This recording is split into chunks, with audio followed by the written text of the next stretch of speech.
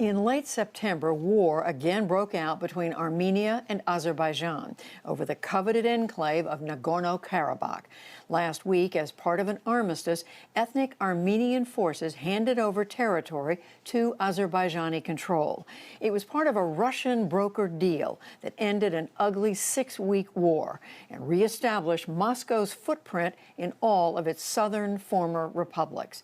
With the support of the Pulitzer Center, special correspondent Simon Ostrovsky traveled to the region again for the NewsHour. So this is what victory looks like.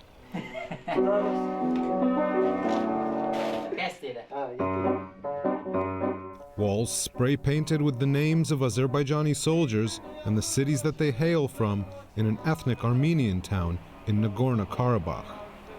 The streets are empty of anyone who lived here. They fled as fighting reached this area back in October, their belongings now strewn throughout the streets and the contents of their homes upturned.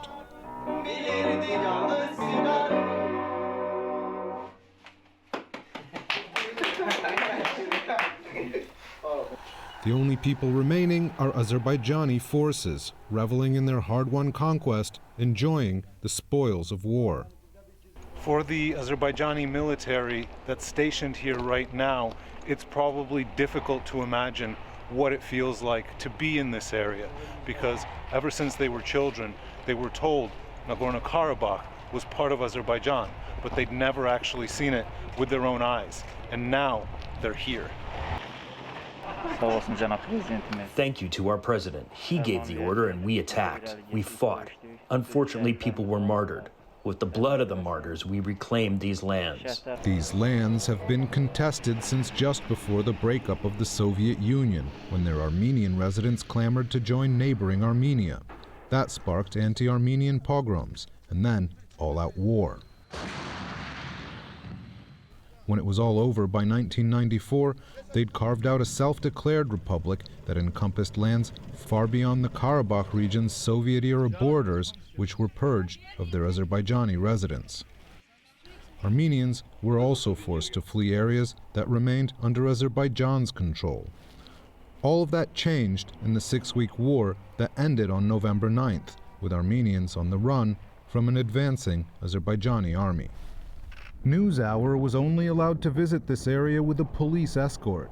For Armenians, seeing images of the Azerbaijani military in their towns as they display the flag of their age-old enemy Turkey, a brutal and difficult new reality to come to terms with. On a hill above the city of Hadrut, within the Karabakh heartland, stands a small Armenian church, its cemetery vandalized. Soldiers say they hope the Armenians never come back. No, they can't come back. They cannot come back. God willing, the president will create good conditions here. Our lands have been returned. Now it's about the future, and good places will be built. While Azerbaijanis celebrate their territorial gains, there's another country whose maneuvering has renewed its influence in the region after a long absence. Russia has for years armed both Azerbaijan and Armenia, and when war between the two erupted on September 27th, it stepped in as a mediator, successfully ending the bloodshed. Under the deal it brokered, nearly 2,000 Russian peacekeepers will patrol the areas of Nagorno-Karabakh that have remained under ethnic Armenian control as a guarantee against further Azerbaijani hostilities. Moscow now has troops stationed in various roles from occupier to peacekeeper in all 3 South Caucasus republics of Georgia, Armenia, and Azerbaijan for the first time since it ruled them in the Soviet era.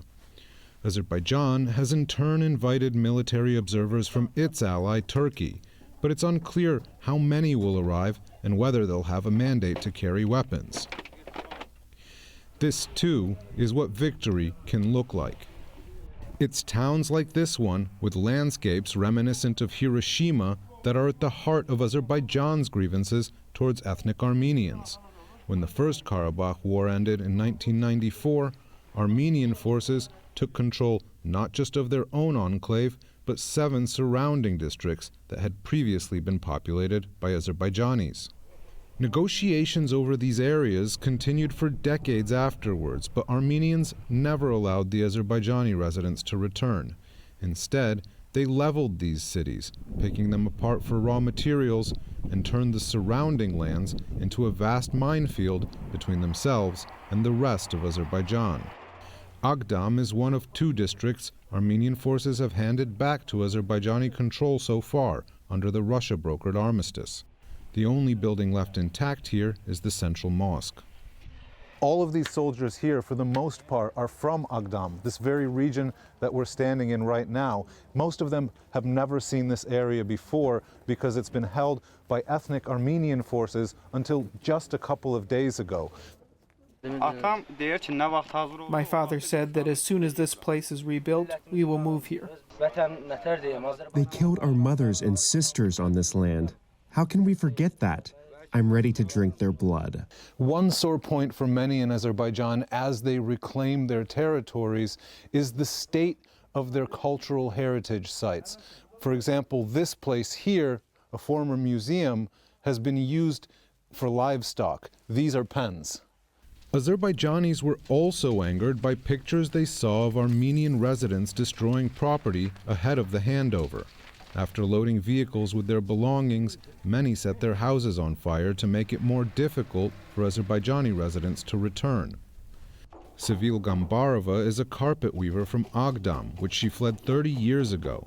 Today, she lives in one of the housing complexes built for some 750,000 internally displaced people from the First War. She's making a souvenir rug with the image of the central mosque of her hometown. They kept pigs in our mosques. They burned our houses. They left no stone unturned. God won't forgive this. They lived, ate, and drank in our homes for 30 years, and now they are leaving them in bad conditions. God is great. Justice has been restored. Our victorious army won. A few weeks ago, this town, Hadrut, was populated by ethnic Armenians. Azerbaijan took it in fierce fighting that lasted weeks. The ethnic Armenian population had to flee. The question now is, will those residents ever come back? An even bigger question is, does Azerbaijan want them here? Azerbaijan's president has signaled he'd be willing to create conditions for Armenians to live under his rule. We see Karabakh as a prosperous, safe, secure area of Azerbaijan, where people live in peace and dignity, where Azerbaijani and Armenian community live side by side. But Armenians will need more than verbal assurances if they're to feel they can live safely in the territories he now controls. Perhaps the best documented alleged war crime of the conflict took place here, in the center of Hadrut. 2 Armenians, a soldier and an elderly man, appear to have been draped in Armenian flags and executed on this spot in October.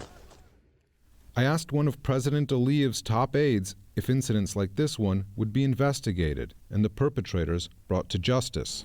Absolutely, and we do regret that such kind of incidents happened at a soldier level, an individual soldier level. In no way it's not justifiable, in no way it can be justified. Yesterday, Azerbaijan's General Prosecutor Office made a stronger statement that all of these videos are going to be investigated, and who are guilty, of course, will be brought to justice.